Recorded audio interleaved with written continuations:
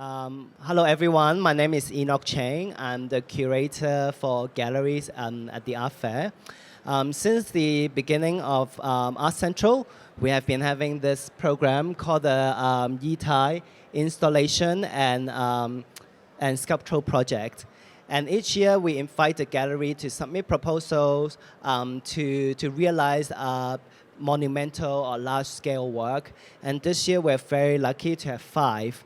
And today the format will be like this. I would invite each of the artists or their representative or the gallery to come and have a talk for like about 10 to 15 minutes. And then after the presentations from all 5 of them, we will have a Q&A section among us, and then we're also open to the floor. It's actually pretty casual. You can imagine that you suddenly drop by in someone's living room. So that's the spirit of today. So today, without further ado, I'd like to introduce our first speaker, Mark Lawson Bell. So you can, why don't you come and sit next to me in the living room here? Thank you. Yeah. I love what you've done with the place. All right. How are you feeling? Very good, thank you, Yeah. for a Friday. Yeah. So tell us where you're coming from. I was born and brought up in Cornwall, which is the southwest of England. And from there, I lived in London for many years, and I'm now south in a little town called Hastings, right by the sea. Yeah, and then tell us one of the most important things. Where is your gallery? What's the name? And where is the gallery situated in this tent? The gallery is called Swanfall, and it is directly through there. It is A5? A10? A14. A14. Okay. I'll get there eventually. And tell us, what if people just have arrived, what will they see? They will see 3 of my works here, 2 of which are in the public area that you kindly chose, and another piece within the gallery booth. The 2 pieces that are being shown behind us, which are on view. One is a boat. And the other piece is called Midnight Milk. And I don't know if anyone has seen the boat piece. But in my mind, it's a allegory of where we go when we sleep. And in my mind, I'm assuming that we all sleep in beds.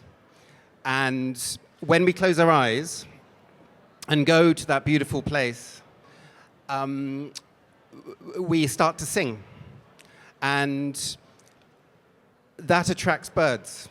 And they fly in through, ideally, an open window, but they have other ways of getting in. I've since learned in Hong Kong that many of us don't have open windows, but they get to us, and they land on the branch, on the tree, and they each choose a feather. And they put that feather in their wing. And as long as you tell them where you want to go and you keep singing, it's very important that you keep singing, they will take you on a journey. And the piece is called Uncharted Along.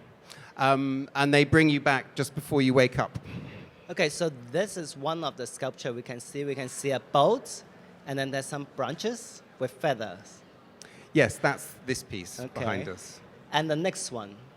The next one is called Midnight Milk, and it is very similar in terms of narrative.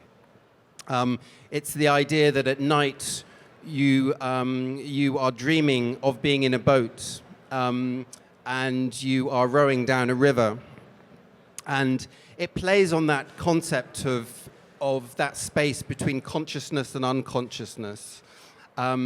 because you never quite get to journey's end, and you really want to, and you always think at the end of your sleep, at the end of your dream, maybe tomorrow after midnight's milk.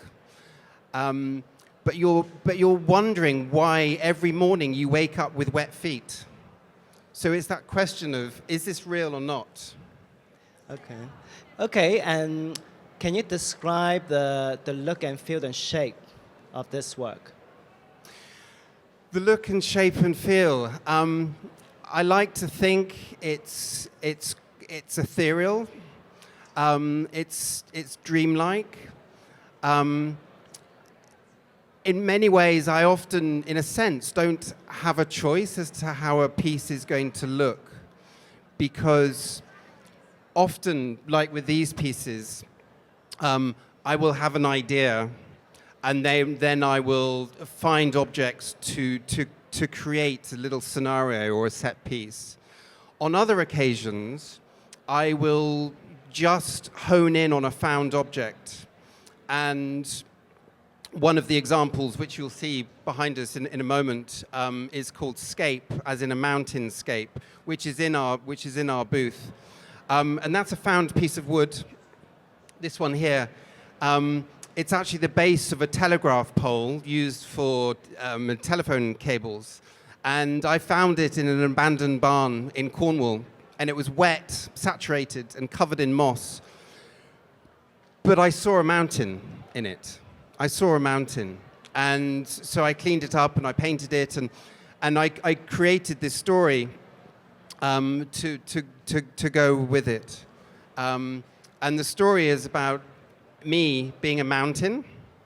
If you can suspend belief for a moment, I was imagining myself as a mountain, and I was inviting my soon-to-be beloved to come to the top of the mountain with me and to see the view with me. So yeah, that's okay. Piece. So I want to go back a little bit. So for the second sculpture, we could see there's also a branch, and then at the end of the branch we have a blade, and then beneath the branch, what is that pole? The piece on which the piece is balanced is actually are some old table legs, and that I found, and so I thought they would make a wonderful base, and then on top of that, I attached what's called a can't even say it, rollock, which is that metal sort of U in which oars sit, and it's perfectly balanced on a sort of welded nail. I found the branch in the forest out of oak, an old oak branch, and we made the blade out of an old Victorian door. Okay. So would you call yourself a sculptor? That's an interesting one. No, I don't think I would. I think I call myself a storyteller. Yes. And the practice of what you do, you usually go and find objects, right? Yes. So as you can see behind me, this is essentially the work I create can be divided into three camps. 3 arenas, if you like. Sometimes I'll find an object, whether it's detritus of man, abandoned, thrown away, and the passage of time, the oxidation, the degradation, the way it's just slowly being absorbed back into the earth, it speaks to me. I see something in that object, like layers of an onion. And I will display it as it is, without a story. On other occasions, I will find the object, much like Scape, the mountain, and I will write a story to accompany it, inviting the viewer to come with me on the journey. And in other situations, like the first 2 pieces, with the boat or midnight milk, I will create a scenario, a little scene, out of multiple objects, and there'll always be a story attached. So it's almost sort of three arenas. We have a very interesting image here on the screen with you in the forest. And you just told me you call yourself a storyteller. But where do you collect your story? Oh, it's a deep, dark place in my mind, I think. It's an interesting one. When I happen upon an object, and here you can see this was me finding some beautiful dead trees in a forest. When I find an object, it's almost as if it's been lost and it's been waiting for me. And the feeling is actually quite conscious.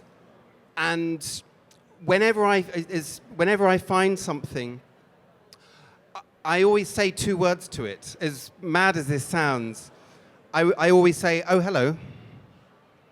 It's almost as if, yeah, as I said, it's been waiting. And there's a particular moment in time when I happen upon it. And it's not too degraded, it's not too fresh. It's a point in time which is perfect. And as Cartier-Bresson said, he had a phrase called the decisive moment, when there's a moment in time when the shot is going to be perfectly aligned. And for me, that's the object. And I love a quote from a late artist. You might have heard of him, a chap called Picasso or some such. He had a beautiful line. He said, "Art is the lie that tells the truth." And I love that because it is. For me, all my work is a lie, in a sense. It is a lie. But is it? And I'm inviting people to believe the stories that I'm telling. And I'm hoping my stories are human and easily, in a sense, easily understood, but inviting people just to come on a journey with me. Okay, so I have one final big question, but I like to have a short answer. Let's try. Never. What is the next story you want to tell, but yet to be told? Oh, that's a very good question, and I'll keep it as short as possible. One thing that often keeps me awake at night, in this sort of white heat worry, is that I will never find an object again. I will never find something either in the woods or on the streets of Hong Kong. You have very clean streets and very tidy streets here, so it's like, damn you. I will never find an object again. But then the next day, I turn a corner and I say, "Oh, hello," again. Lovely. Thank you for sharing your insight with us. Very, very poetic. You're most welcome. Thank you so much. Thank you. Now I'm going to introduce the next artist, and I'd like you to take a break first, and we'll join our stage again. And the next artist, I'd like to introduce it, Shinduk Kang, with a gallerist, June, who will join us on stage.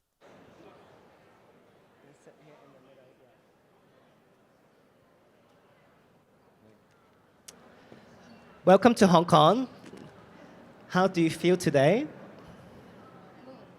Yeah, you can use it. Very good. Very good. What do you enjoy most being in the fair so far?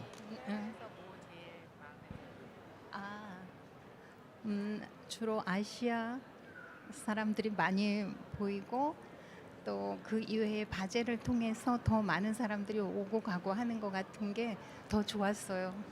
Okay. To be here was very, very excited to meet all the diverse people who's in different interests.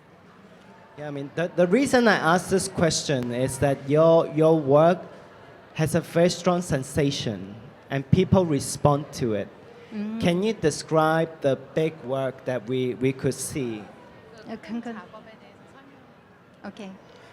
그 패브릭을 통해서 작은 창문이 조각들이 보이는 거를 이용해 가지고 우리의 실제 모습보다 더 아름다운 실루엣을 느끼기를 바라는 마음 전달.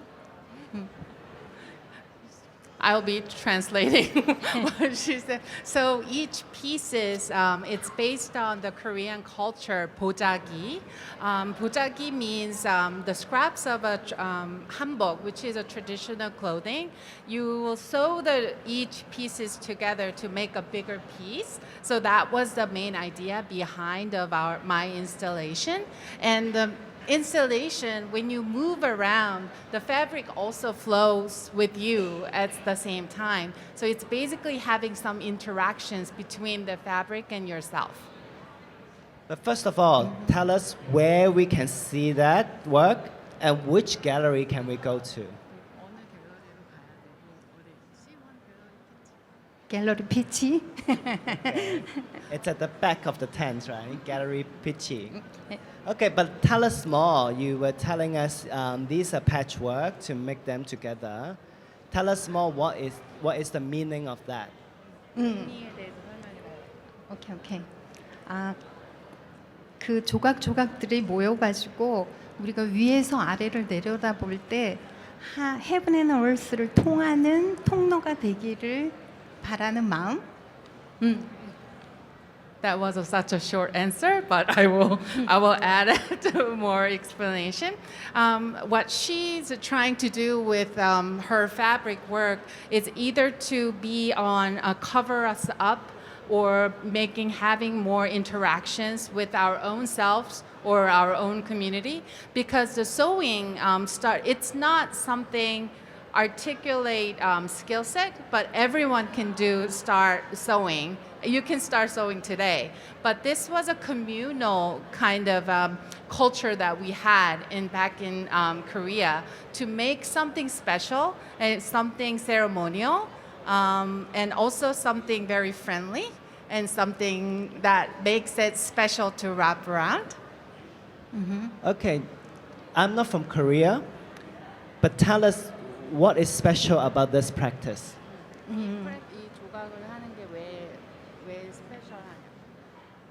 어떻게 말하지? 오케이. 가장 얇은 천을 이용해서 공간을 차지해가지고 다 마치 조각이 움직이는 것처럼 변화시키는 것 때문에. 오케이. So she's a trained sculptor. For her, many years she's been dealing with granite and stainless steel. In one sense, when she saw the material of a silk, which is our common clothing in Korea, so the juxtaposing the stones versus the silk, it makes a more sculptural space to her. So, and also it frees her to have enlarged scale between the sculptural, like a rock sculpture or marble or granite, versus the fabric. The textile that she can work with was very, very interesting to her. 오케이. And on a daily practice, people make these patchwork together, right? Why do they do that in special occasions? 왜 이런 조각보를 왜 그때 그렇게 보자기를 사거나 오케이. 형태를 바꾸기 위해서 뭐 자동차나 집이나 아키텍처 전부 다 덮으면 지금 우리들이 보고 있는 것보다 또 다른 실루엣을 볼 수 있기 때문에 더 아름다운 것으로 변화되니까. In Korea, when you see the one scraps of a fabric, it's just a scraps of fabric. But once you started making square or making a little bit larger fabric, you can wrap something and move around, move A to B. You can also wrap yourself and make a new clothing. It's all about the usefulness of this sewing to make it into something completely different than where we started. But you also said you use this material and you use the scrapped patchwork that turned into a big piece of fabric. You also use it in ceremony. Why do you use it in the ceremony? 왜 이렇게 웨딩이나 이럴 때 이런 어떡하지? 그 조각조각들이 모여서 더 아름다운 타이밍 and new time and 긴 시간 동안 이어지기를 바라기 때문에. So if you see those patchwork, why we use it in a ceremony or something to celebrate. So the color, we have to talk about the color of the fabric. The red and blue and yellow was only the color that you can only use it in a palace. So for the commoners, like when they take these kind of a special color to their own lives, they're bringing that kind of a loyalty, some kind of celebratory. That's why it was so special to use it in those kind of ceremonies. So we are very happy, special in Hong Kong to have this big piece of work from yours, right? Because it's a very special piece where people put together in very special occasion, also to symbolize maybe hope or celebration or prosperity, right? Okay. 여기 이걸 갖고 온 것이 여기 자체 오프닝에 희망과 뭐 이런 걸 줄 수 있으니까 스페셜하지 않냐 뭐 그런 Okay. 뜻이었어요. Okay. Okay, but tell me, you are an artist, but when you make this, how long have you been using this material and making this kind of work? 이거를 얼마나 오래 이 작업을 했냐고. Oh, 40, 50 years. 14 to 50 years you have been making student this. and long 또 and children 그 running light 이렇게 뛰어다녔을 때부터 이 빛이 변해서 패브릭의 라이트까지 이어진 거. The sewing project started really long time ago, 40, 50 years ago, because her mom was an avid sewer. So she saw happening at home when she was a very young age. The inspiration that she still talks about now is that she was chasing the light when she was playing at the playground. And then she started to see when you put the silk on the sunlight, you can still see the sunlight coming back through and go through. And then your face will be turned either the red or blue or the whatever the fabric colors may be. So it's really about her chasing the light and weaving it together and making it larger and to cover up the whole village. That was her idea of the horse, how the start of the sewing project. Okay. Okay, you're covering big parts of the tent here. And here you can also see that you actually do it outdoor, right? Okay. Can you tell us about some of the projects you have done?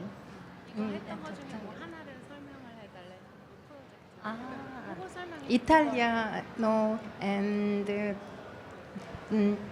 사또 그 덮었을 때랑 또 이거는 풍경 지나다녔을 때 우리들의 얼굴에 빛이 변하는 그런 모습. So for the before picture that is, she there was a time like 10 years ago she's been looking for emptied labor work area in Italy, Sardinia. Sardinia is a very small island in Italy. They were abandoned after for the miner left. And she wants to try to go these places that it's already abandoned, but then recontextualize with her very festive fabric work to just revitalize how do we see the land in general.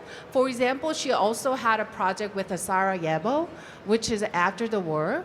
And the museum of the Sarajevo there were a lot of destruction, but like when she covered up the museum windows with her fabric work, it just like brings the energy to the new space, just revitalizing the space. That's her quest in general.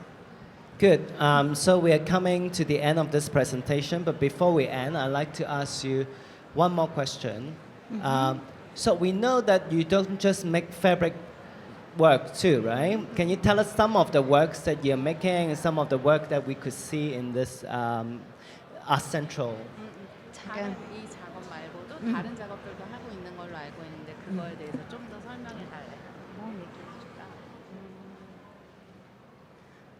지금 이 작업보다 조금 작은 것들은 작은 물체를 덮는 거 혹은 또 체어를 덮어서 다른 애니멀이 앉을 수 있는 그런 조각 같은 형태를 많이 만들고 있어요.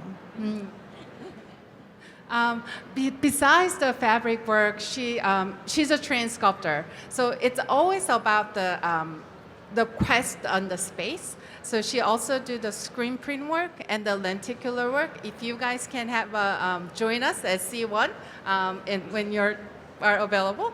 The lenticular work is particularly interesting to me as a gallery owner to find her was because she started as a sculptor, even though it's a 2D EDM, she really wants to engage the space between you and the artwork at the same time because lenticular makes possible for us to see the behind the layer. So for her, as a gallery director, I feel like she's questing the space and the wall idiom at the same time. She's bridging that gap in a different way. So that's her future projects in general. Thank you so much for sharing your experience and your work with us. I'd like to invite you to take a break first, and then you can join us again for the bigger session. Thank you for inviting so much. us. Yeah, thank you. All right, then we have the next artist, Roxane Revon, who unfortunately cannot join us, but then her curator is here. Aurore, can you please join us? Stage.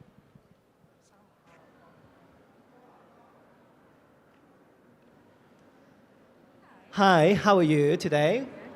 Can you hear me? No, I think. I lost it. Yes. Can you try Hello? again? Yeah, Okay. okay. I'm here. Okay, tell us how you feel today. I'm after feeling very today's- good. Thank you for having me. I'm very happy to be able to talk about Roxane's work. Do you want to ask me the first question? Of course.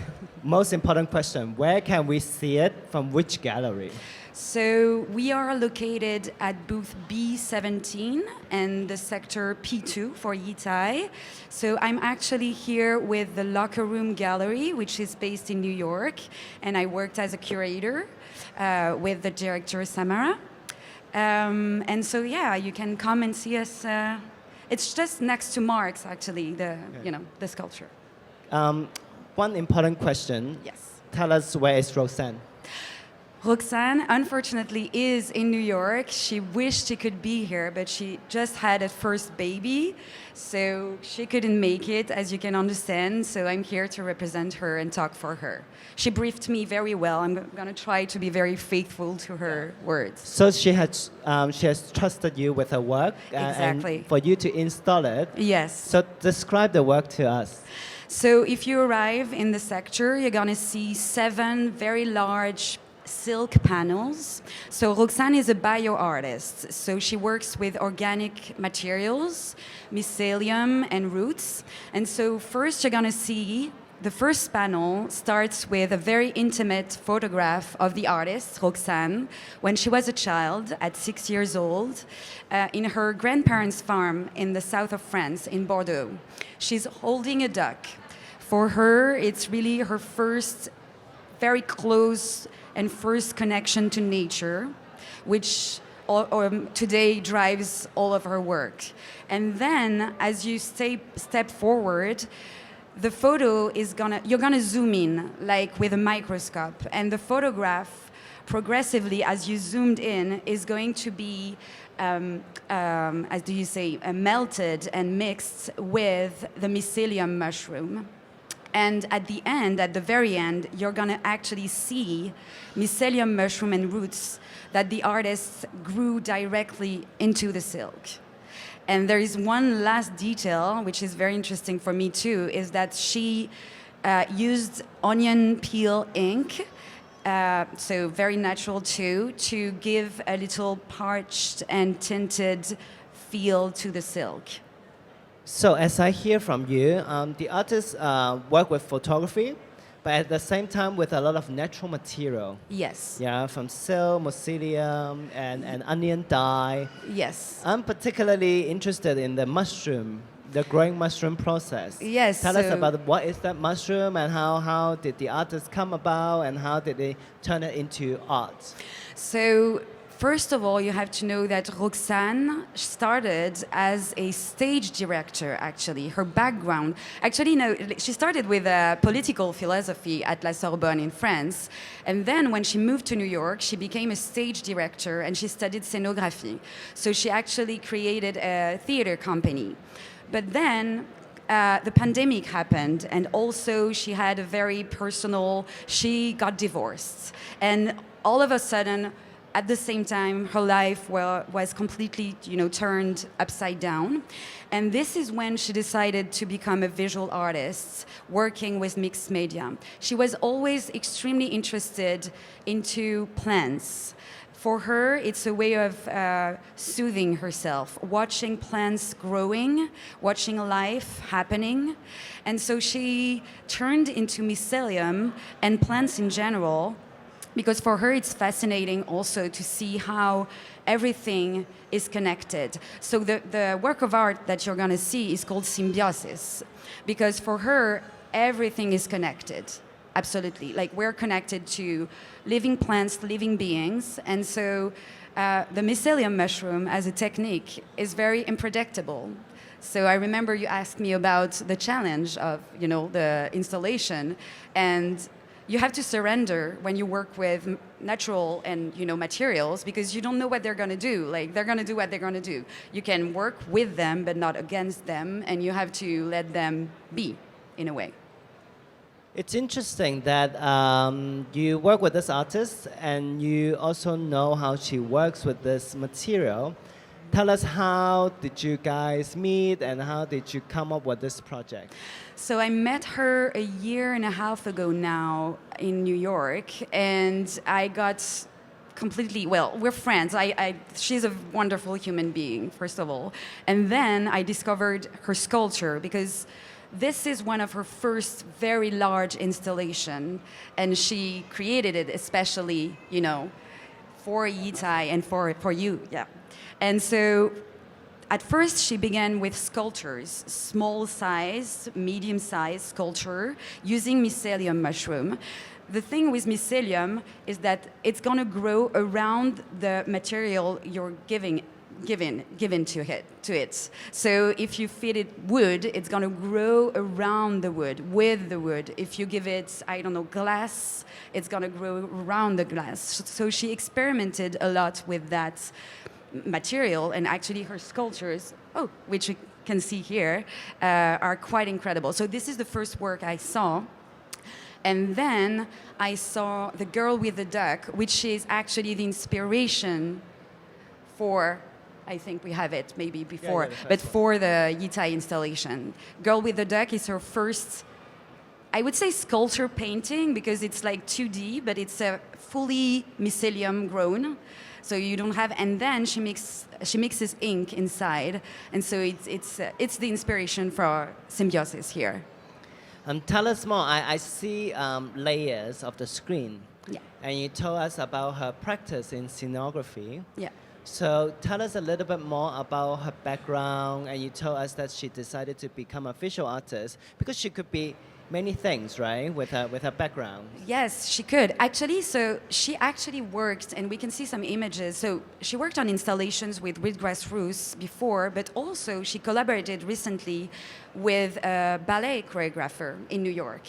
So she still teaches theater also in New York. She hasn't give up completely the theater and the stage, but I guess for her it's a way now she can connect everything, and she can use also her videos. She made videos very interesting of plants growing, and so I guess for her here the installation is very interesting because she actually could create a stage, right? And it's kind of a choreography between the panels, because you can circle around and you can go back and forth no matter the sense you go.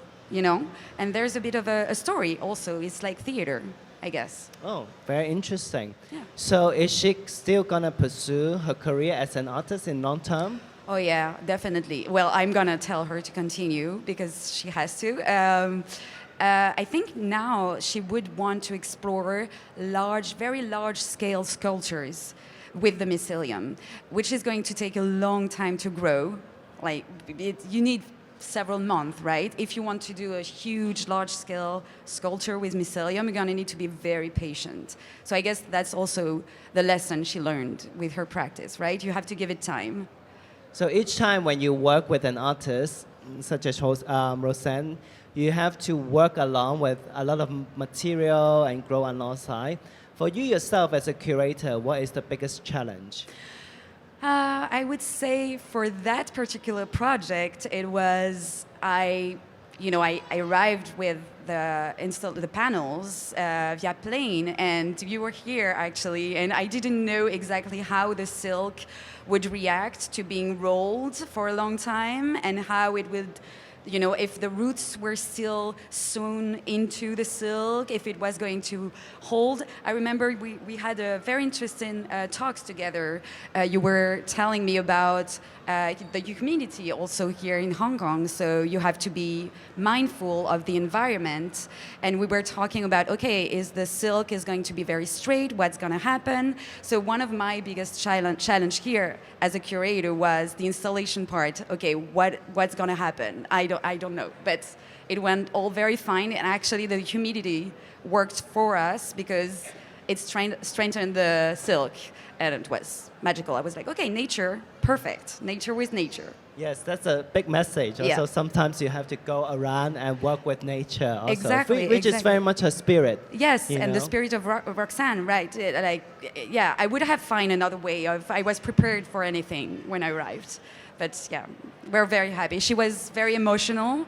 Well, she also had her baby, so everything is emotional right now, but she was very emotional to see the pictures and to see how everything is here. And how people love it. Yes, I've seen a lot of people Yeah. taking photos. We're very happy every time, so... Wonderful. Thank you so much for sharing Thank you. your story with us. Thank And you. I'd like to invite you to take a break first, Yes. and then you'll come back and join us. Yes, thank you very much, Enoch. Okay. All right, so the next guest we have, I'd like to invite the artist Dai Ying and her gallerist Yue to join us. Okay. 你好. 你好 Okay, how are you? How are you? How are you? Are you good? How are you feeling now? Very nice，非常好。 Very, very good. So, the reason I asked about this because your piece is actually very special. Because it's about a very strong feeling. 对， And then you have interaction. The work has interaction. Yes. But first, one of the most important questions, where can people see your work, see that work, and from which gallery?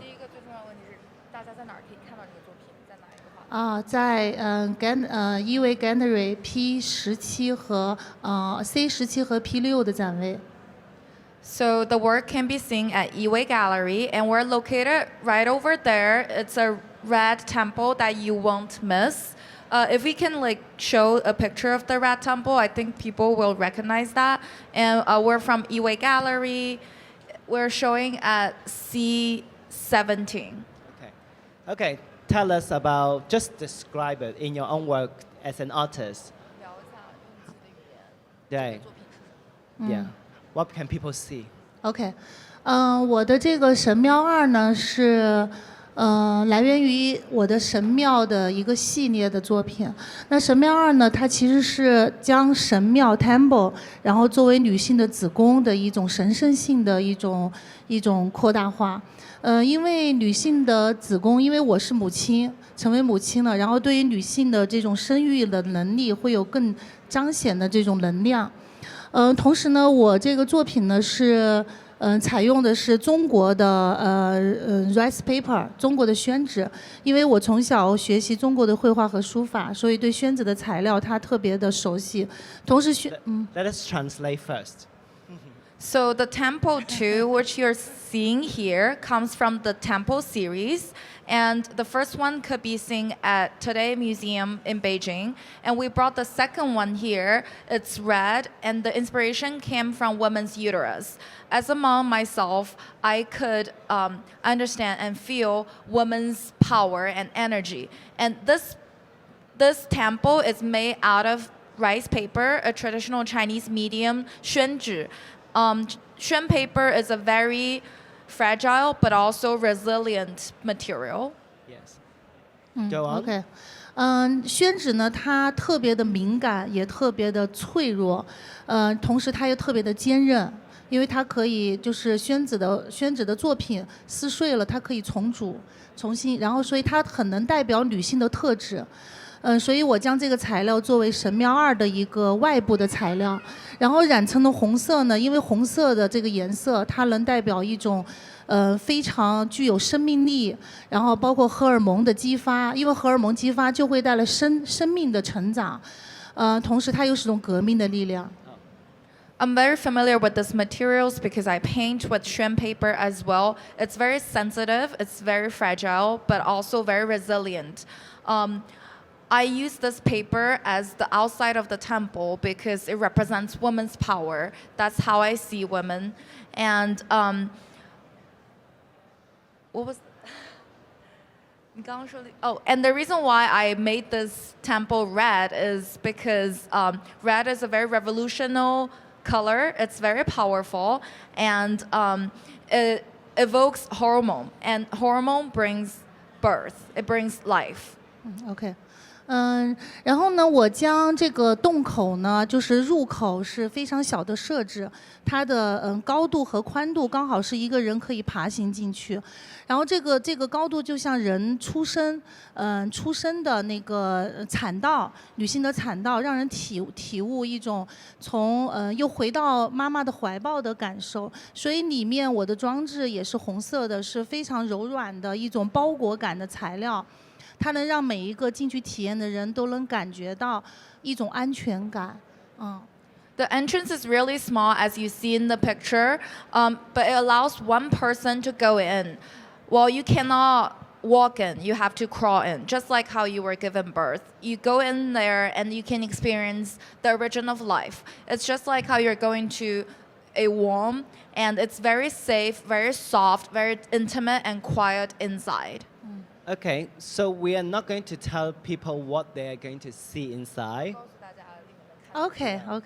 But can you describe the experience if I were an audience? What can I expect before and after? OK，在外面大家可能会感觉到它是一个非常脆弱，用纸来搭建的一个建筑物，但是它又特别的坚固和体量感，它不是特别的单薄，它有体量感的一种特别宏大的感受。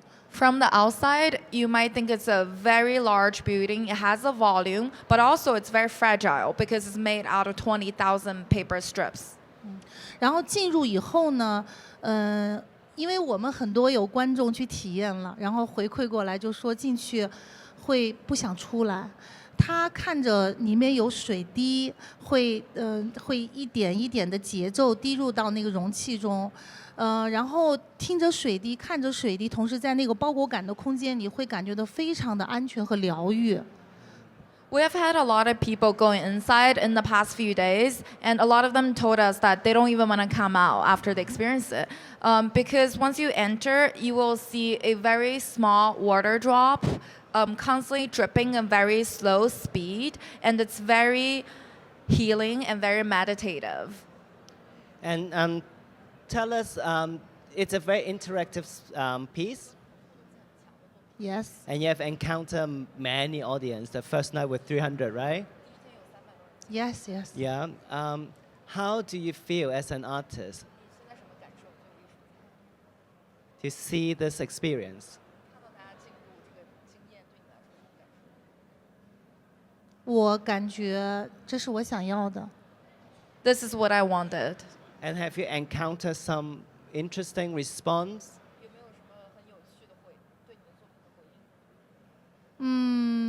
我因为这个展厅它人流量很多，它也比较喧嚣，然后当他进去的时候是完全另外一个空间，它有一种场域感，而这种场域感能给都市的人带来一种内心的片刻的安宁。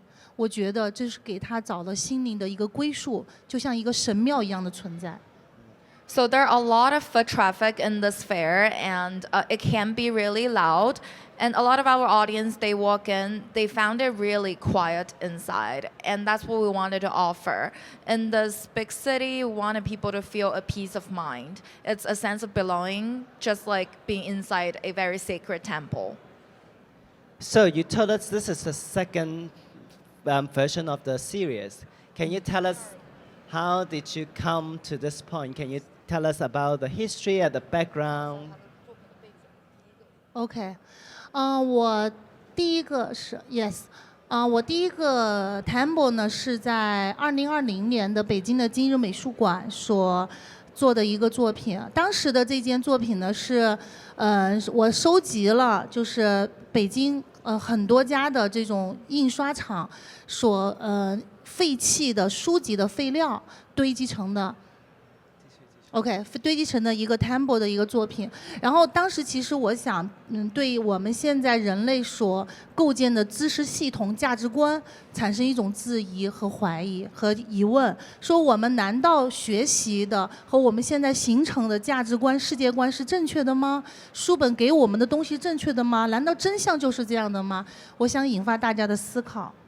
So the first temple was shown in 2020 at Dai Ying's solo exhibition at the Today Art Museum in Beijing. And it was a large white temple, as you see in the picture, and it was made out of books. It was made out of paper coming from book publishers, but those are all wasted books, like books that are not being used anymore. She uses these materials to throw a question to the audience. She wanted to ask if the knowledge system that we are seeing today, is that truth? Is that where knowledge coming from? Is what we see fact? OK， 那为什么就是同样这么不同的材质和议题，一个是去质疑社会的价值观，然后另外一个 Temple 2呢又是子宫呢？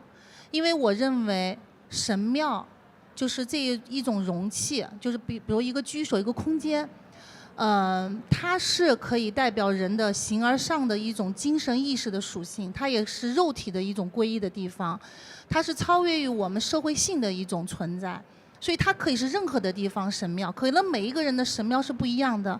比如有些人神庙可能在一个被窝里，他能感觉到安全。然后有些人的神庙，他可能在一个没有任何场域的一个虚空当中，因为他冥想，他能就有他的神庙存在。So why is Temple 1 and Temple 2 so different? Temple 1 was about books and knowledge, and Temple 2 is about women's uterus. It's because, in my mind, everyone has their own temple, and the temple can be any vessel that holds a spiritual or material being. So for some people, their temple might be their bed, and for some people, it might not even exist in the metaphysical world. It could be something that existed when you meditate. It could be just an energy field. So for me, the temple is a place, it's a vessel that holds thoughts in the society. Okay, one last question. We know that besides the sculpture, you also have other kinds of work, including some new works. Can you quickly introduce them to us? OK, no problem. 我这次展示呢有我的绘画作品，叫女神系列。OK， 女神系列也有我的雕塑啊，我的雕塑主要是收集了一些北京拆迁工地所遗留下来的一些建筑的残骸，然后同时呢用包裹的 Yes， 用包裹的棉花，然后代表了一些残碎的肢体，其实也是跟当下的全球的政治动荡和局部的频繁的战争，然后对人类所产生的这种伤害的一种宣言。So this time I am also presenting my paintings and my sculptures. The sculptures are the latest works, and these are materials that I collected from construction site in Beijing. Actually, the demolition site. So when people were taking down the houses, Dai Ying actually went inside the site and collected the materials and made works out of them. And it's a body of work that's about the wars and about what is going on in the world right now. Those very piercing materials, they represent the crush that's happening, and they go through very soft materials which represent human bodies. Okay. And then another kind of work. Yes， 还有我的行为艺术。OK， 我的在前面 ，sorry。OK， 我的行为艺术这次在我的 Temple 的这次有2场，然后呢，在 VIP 日呢演绎了一场，我把我的眼睛和我的嘴巴用白纱布和红丝带来蒙住，然后在不停地从 Temple 的入口爬出，然后进入，然后蜷缩在 Temple 里面。同时呢，其实我想表达什么呢？就是我们人从出生到现在，其实我们眼睛看到的不一定是真相，我们想说的话不一定能真实的表达，都受到很多的规训和约束。但是我们又要不断的去成长，是充满了矛盾和未知的恐惧。而我希望说，我们在这种挣扎的现存的语境的环境当中生存，我们也要不屈地面对生活所有的一切。So artists also brought a performance called Red. It was performed on the VIP day, and also there's going to be another one on Saturday at 12. So we invite you to come and see that performance on Saturday if you're around. And in this performance, the artist was blindfolded and her mouth was also covered, meaning that she couldn't see things and she was muted as well. But what she wanted to say is that since we were born, maybe the things we see, they're not the truth. Maybe the things we want to say, we cannot really express them freely, but still we have to grow up. We have to, despite the challenges, we have to find our way through. So people can come and see on Saturday. What time again? It's Saturday at noon. OK， 还有这次还带了我的绘画，我的绘画是延续了我一贯的材料，就是 rice paper 中国宣纸，然后这次做了女神的系列。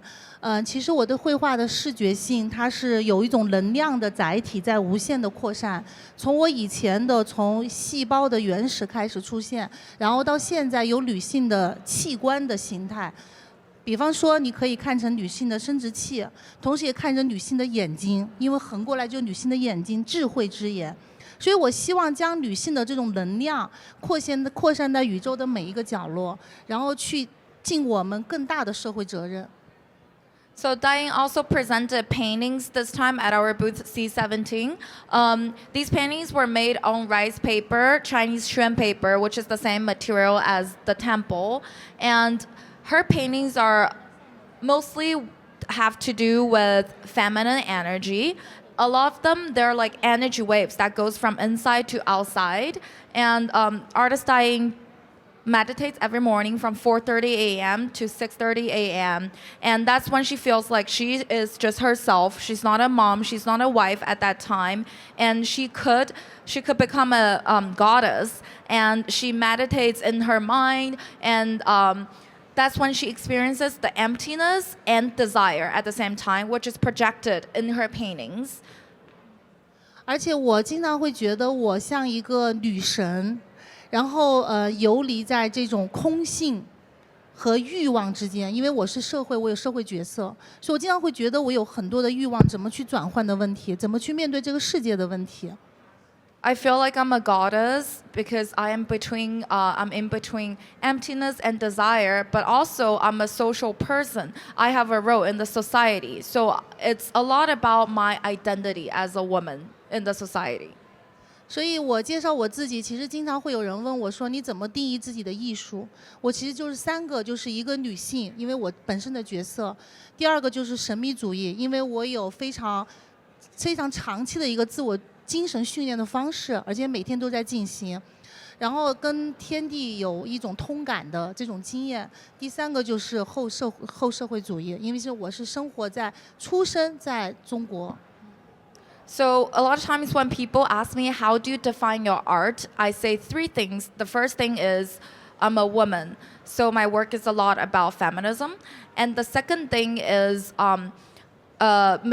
mysticism, because I have my own spiritual practice, and that's very important for my work. And the third thing is post-socialism, because I have my own role in the society, but also I want to deconstruct that. Thank you so much for Thank sharing you, this thank with you. us. And Very I'd like nice. you to Okay. take a break first, and then you will join Thank you. us for the last session. Thank you. Thank you. All right, for our last speaker for the first session is that we are very happy to have this new category called Legend. But at the same time, this is a very special occasion where we also have the legend Dai Ying from Taiwan, who is also having his work as our Yitai sculptural and installation project. So I'd like to invite Mr. Ding's gallerist, Shelley Wang, to join us.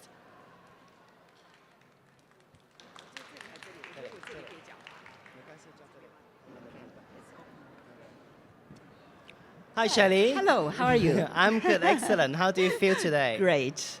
So, I mean, I must say hello to everybody, all the art lover here is supposed to be here today. Thank you for coming. And if you gentlemen, ladies and gentlemen, like to come in, there are plenty of seats, isn't it? Yeah. Come in and take a seat. This is the last but not the least. Yeah. Okay, thank you so much for coming. First of all, tell us a very important information. Okay. Where is the work and from which gallery? Okay, we are from A-Star Gallery, Taipei, and just cross the door on the right-hand side, B23. And for Yitai, it's P4, I think. Yeah, P4, yeah.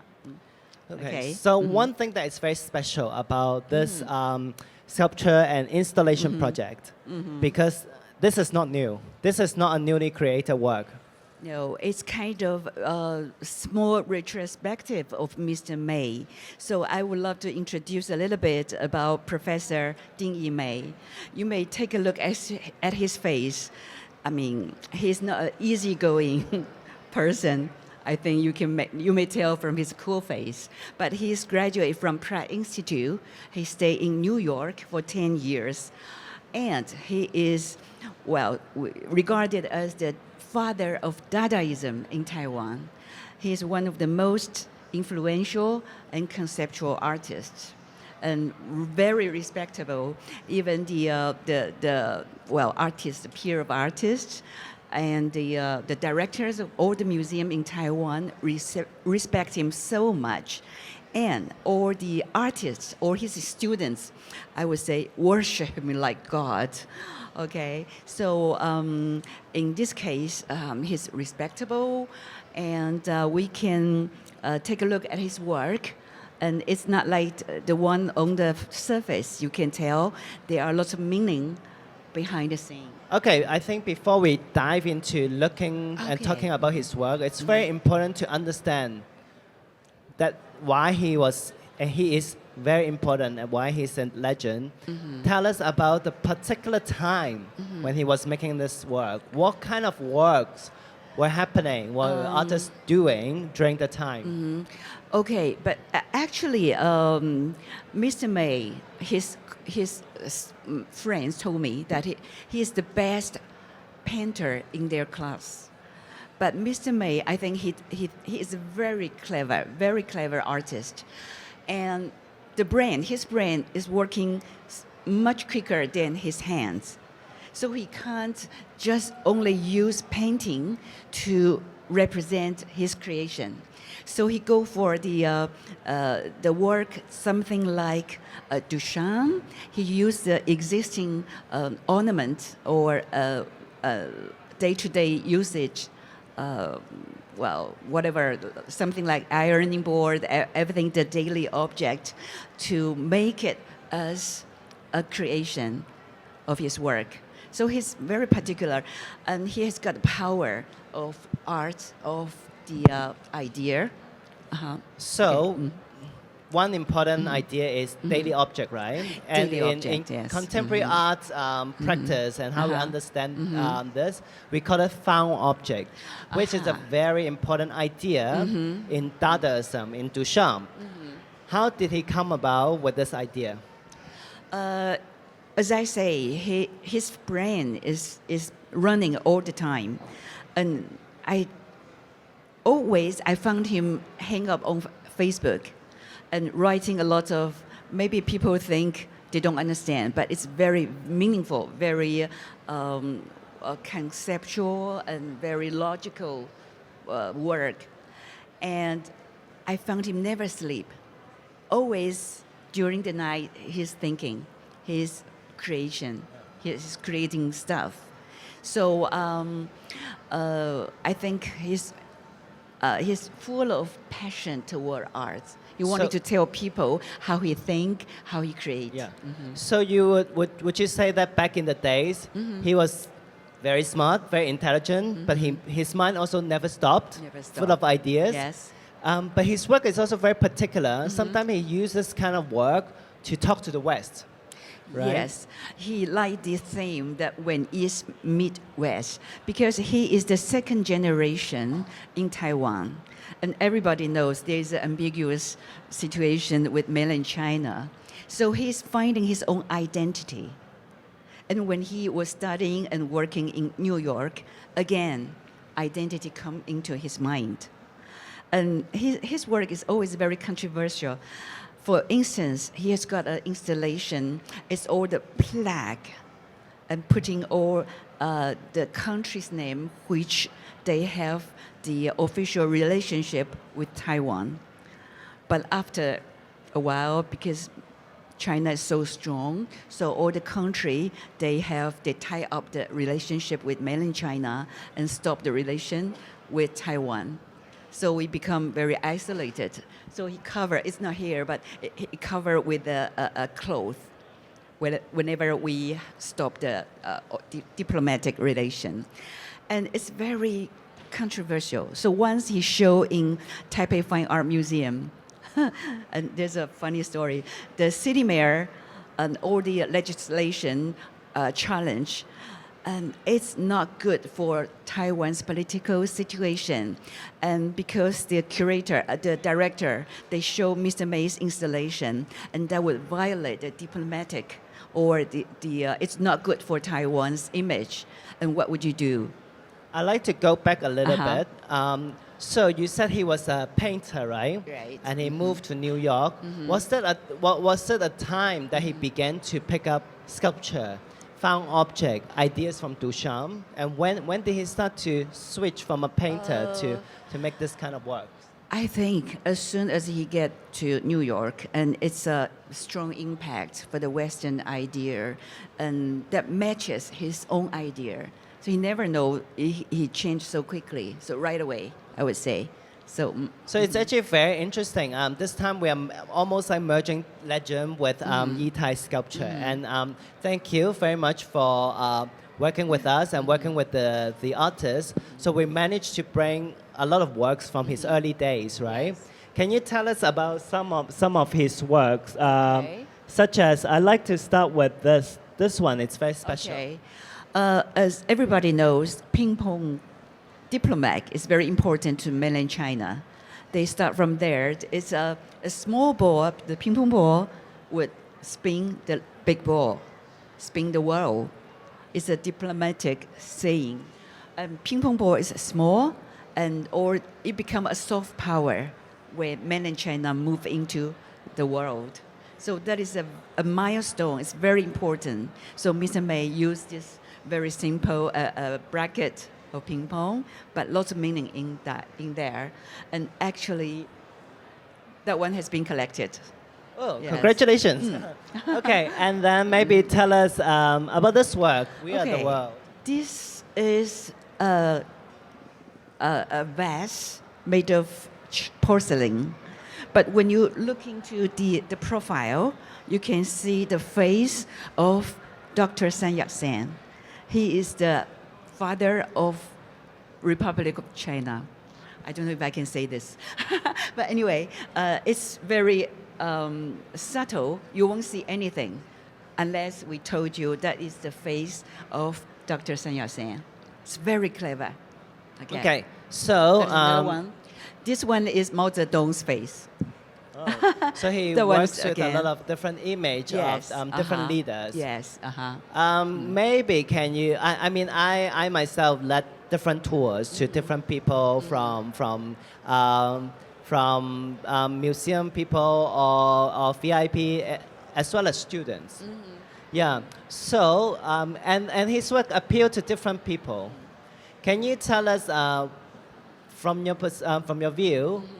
Why does his work has this power to connect with different people? It's because Mr. Mei never say why he made the artwork. He leave a room for people to think, and linguistically or subtly, I would say. So it's very powerful because he doesn't say anything, but you can interpret it into your own way. So even though it's very sensitive, he doesn't speak at all. So basically, he offers a lot of room for imagination Yes, and interpretation yes, with found object, would yes. you say? Okay, I know Mr. Mei does not only make objects, right? He also makes photographs. Photograph. This is has anybody went to Taiwan? There is a Zhongshan Beilu, Zhongshan North Road, and that is talking about in the 40s, the American army, they came into Taiwan, which is supposed to be protecting Taiwan, but I don't know. And at that time, all the soldiers, they are boring during weekend. So there, in this Zhongshan North Road, there are many hundreds of bars over there. And that is all the, maybe the gifts, they give it to the bar girl. Okay, the coty, the powder, the face powder, and a chocolate box, and in the middle that is whiskey. There's a ballerina. It's very, very historical wine. And when there's a 发条怎么讲? There is a 发条, music box. When you turn, and it dance in the middle. He used purple and gold for a reason, because there's a Chinese idiom, it's a 纸醉金迷, that is talking about fascination of money. Yes, money and having fun. And it's done with computer mouse. And that is, the work is in 2009, it's nearly 20 years ago. At that time, Photoshop is not like nowadays as advanced as now. You just click and everything is done. He has to use mouse to draw, to make copy, and you can see the reflection. He made it himself. He displayed the object, make the story, take the photo, and then use the Photoshop to create what you want to describe. All right. Yes. So he's a very particular artist, Yes, very meticulous yes, also. Tell us one important information. How old is Mr. Mei now? He's 70-year-old, and he just awarded a art award, national art award in Taiwan. It's a lifetime achievement award, so it's he's very respectable in Taiwan Wonderful. already, yes. I think definitely we cannot use. I mean, even if you give us one whole day, we cannot finish his No, whole it's career, not right? possible, yeah. So we can actually talk more about him. But then at the same time, I'd like to invite all our guests to be on stage with to join us. Maybe Mark, you can sit here. You can sit here, and maybe yeah, you can sit here, and you can sit here. Okay, so what ties all you guys together is sculpture.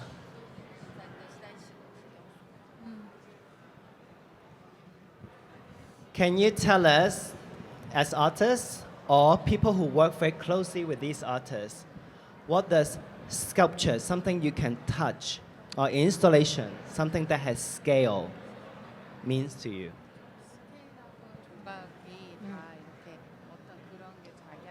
Mark, maybe you can start first.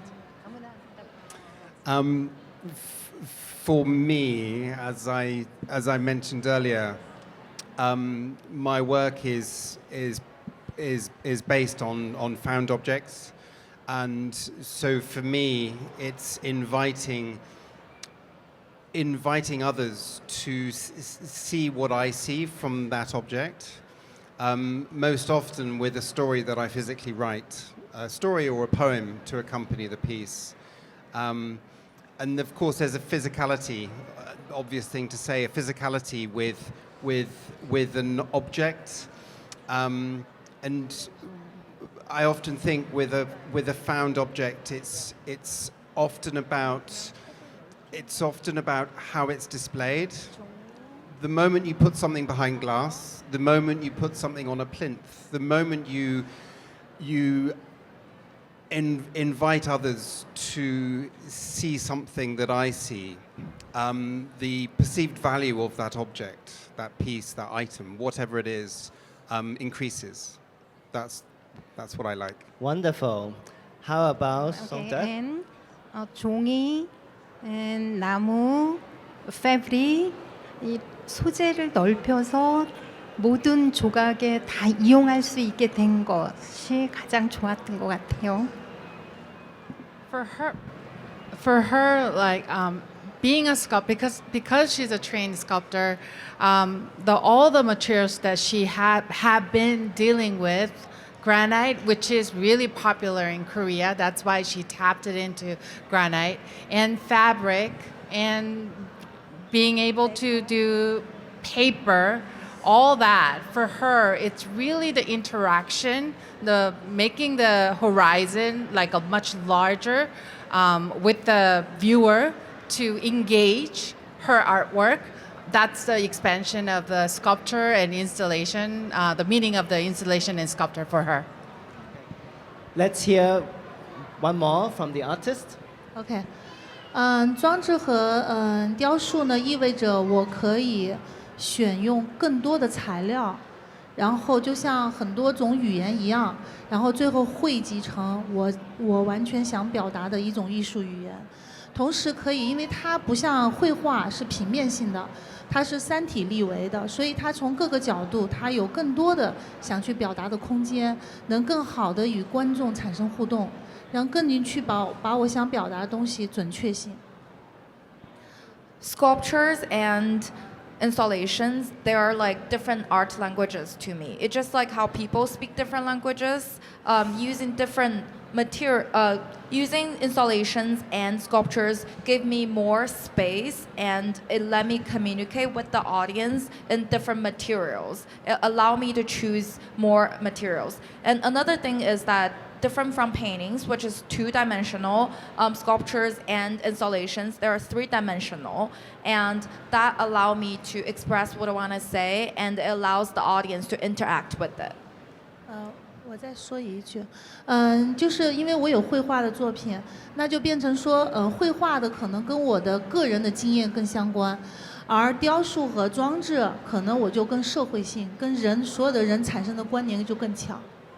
Also, because I'm a painter, and mostly things that I paint, they have to do with my personal experience. So painting to me is more personal, and installations and sculptures, they're more of a comment that I have to the society.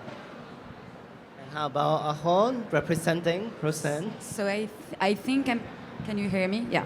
I think I'm gonna repeat a bit what has been said because I think Roxane would agree that the fact that an installation allows for people to engage with her work is one of the most important thing for her. And I know that she also mentioned to me that she loved the fact that the silk panels were moving with people passing around and creating air around the silk.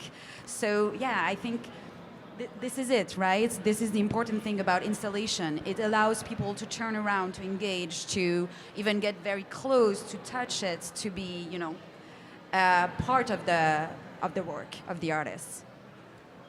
And what do you think Mr. Deng would say? Well, for installation, I think Mr. Ding Mei, he would think installation or sculpture would be much easier for him to express his creation toward art. So, for example, over there is a spiritual measurement. He used the cross he collected in New York, and another ant is Buddha, and put it on a scale. Is that a scale? Yeah, a scale. So it means globally, whichever religion it is, they are all equally important. So it's so beautiful. I mean, through the object, through the found object, it's kind of poverty art as well, something you don't think that's important, but through the creation of artists, through their mind, and it become an important museum pieces. So over there, on the white stool, white stand, thank you, Corey, for your hard work. And you, the designer, they made this museum type display table. I appreciate really, really a lot. And Corey also wrote a lot of script on Mr. Mei, which is very difficult to do. He did a great job. And Mr. Mei say, we say the 高手, how do you say 高手? Who's the master behind? Who is the master behind to make this script? Writing, yeah, this the writing. caption. So I appreciate Art Central, really. Thank you very much. you. I think before we open to the floor, maybe one quick question. We touched on a little bit when we were speaking to Aurore. What is the greatest challenge to work with sculpture installation? You're thinking, Mark. Yeah, because all your life is dealing with this kind of challenge, right?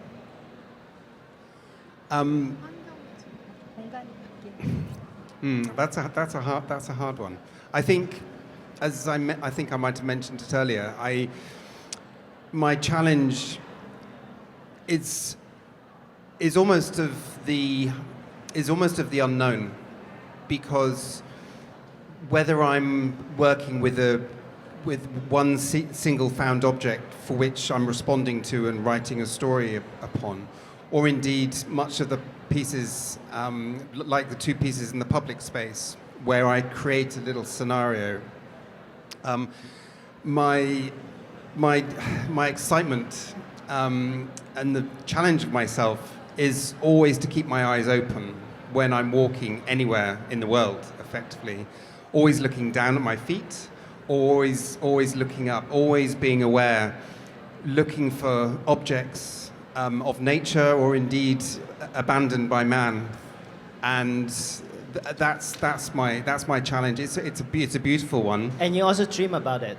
Yes, indeed. Yeah. Indeed. Okay, but this is a very interesting panel today because we have artists we like to hear from Shinduk, but then afterwards I'd like to hear from the gallerists too about working with artists who work with sculptures. Yeah. 뭐 바람이나 빛을 이용하는 것이 어려운 문제인데 그 패브릭이 흔들리는 거를 다 잘 이용할 수 있는 환경을 만드는 거 그게 가장 챌린지. So for her, I think the most difficult challenge is at the same time it's a driving force of creativity, only because the juxtaposition of what she's been dealing was the weight of the granite versus very lightweight of a fabric. So she's continuously juxtaposing the two, the heavyweight versus lightweight, but at the same time, that challenge also makes next step of creativity. And then my answer will be, so I've been representing her for almost 20 years. I met her and when I was a baby curator in Gwangju Biennale, in Gwangju Museum. At that time, she was showing very huge sculptures with the installation together. I've been showing her internationally, mostly in art fair settings. It was a very, very difficult for me to carry stainless steel and granite, the physicality of it, because I couldn't really actually install all by myself. But for the once we go to the fabric installation, although we always have a challenge with the environment, but it was we can actually put it into our suitcase and we zip it up and then we fly out and then we can unzip and then we can just make a totally different exhibition. Thank you. How about here? We have gallerists and also we have artists. 我先说 ，OK。我其实，在做雕塑和做装置遇到最大的困难，需要解决的是，因为没有一个材料是属于规范性的，全是非规的。可以这么理解，比如说我要制作一个我的 temple 的一个宣纸，我需要去晕染，然后我需要去做一个滴水装置，我需要改装，都需要全部手工的制作，没有现成品可以去借鉴和直接拿来用的。So the biggest challenge that I have encountered when I was making my sculptures installation is that all the materials, I couldn't just buy them from the market. I have to change them personally. For example, the paper that you saw, the materials that made the temple, those were 20,000 paper strips that I dyed individually at the studio. I couldn't just buy the red paper. And also there's a water dripping installation. I couldn't just buy that. I had to make it myself. 我可以这样讲，就是我的工作室在装置和雕塑进行的时候，就是一个实验室，不停地在反复的实验一个作品最后的呈现，还有它的每个细节，可能某一个环节没有考虑到，特别是动态的装置，它就全部否定，重新再来，这个是对我们挑战和时间最难的。And my studio feels just like a lab when we were making the sculptures and installations, because we have to do a lot of experiments. And a lot of times if you fail in one part of it, then you have to restart all over again. And how about you, as a gallerist, to work with artists? I guess for me, the biggest challenge is shipping and installation on site. Well, Corey knows all about the behind-the-scenes stories. We had to actually ship 26 boxes to here. Even though the temple was made out of paper and you might think it's very light, they have a special texture and we couldn't compress them. So we had to put them all in big boxes. And in the end, we had 26 boxes. I was in shock. And also, our central is really amazing because it's really safe. And we have to go through a lot of safety concerns, and I really appreciate Corey and Enoch and Lulu. The whole team worked with us. We had to work with the was it the construction code that we had to follow, and I feel like in the end of it we became architects because we know all the rules now. Because we have a different kinds of audience. We have family, and see you have a lot of students. But what's interesting is that when you complete the work, when it's safe, like you said, people go in and they feel very meditative. When you take care of the space and take care of the work, the feeling will be different. How about you, Hossein? You can, Aurore, you can also talk about your experience with Hossein and also your experience as a curator working with sculpture. What is the biggest challenge? So, as I started to say earlier, for this installation, it was mostly it was about the unknown and the unpredictability of the materials she's using, because with mycelium, with roots, with silk, also you never know how it's going to react to the installation, to the environment. Is it going to hold?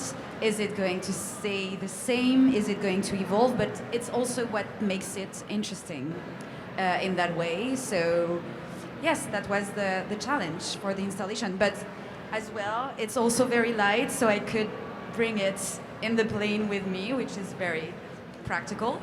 So I guess, yeah, it's a mix of, it's both easy and not so easy also because it's fragile. So. All right, thank you. Thank you. Well, we wouldn't be able to bring everything in a suitcase from Mr. Mei.